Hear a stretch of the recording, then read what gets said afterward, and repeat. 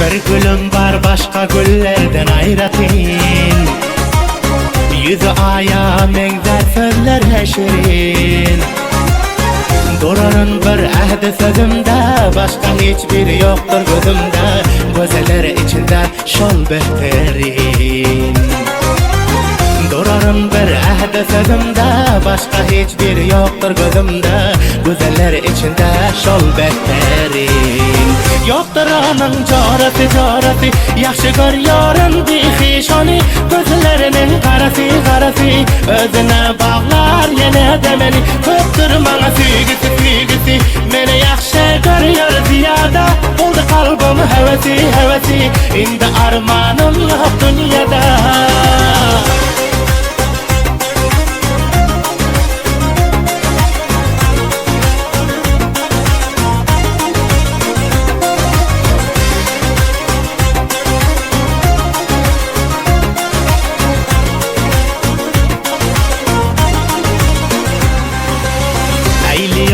Men şoňa ýaşy niýeti,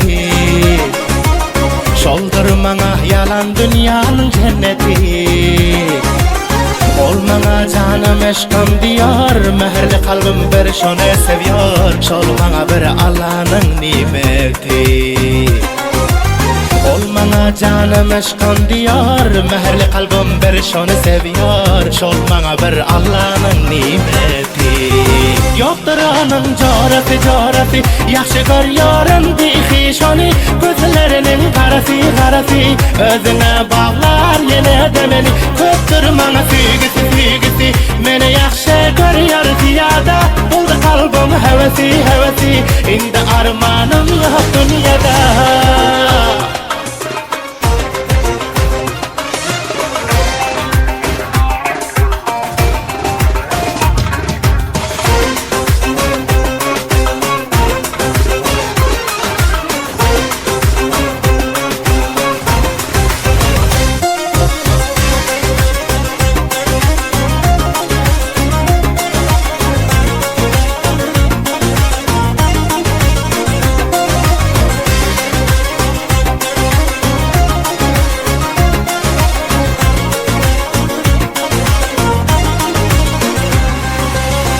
Yine yazgın coşup şonun şiirini, eyleye var hamiyat tarifini.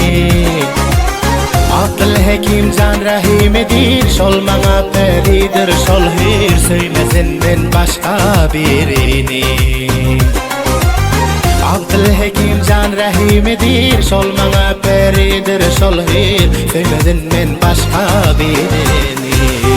Yoktur onun carati, yaxşı gör yarın dihişani. Gözlerinin karası, özüne bağlar yine de beni. Köptür bana sügüsü, meni yaxşı görüyor ziyada.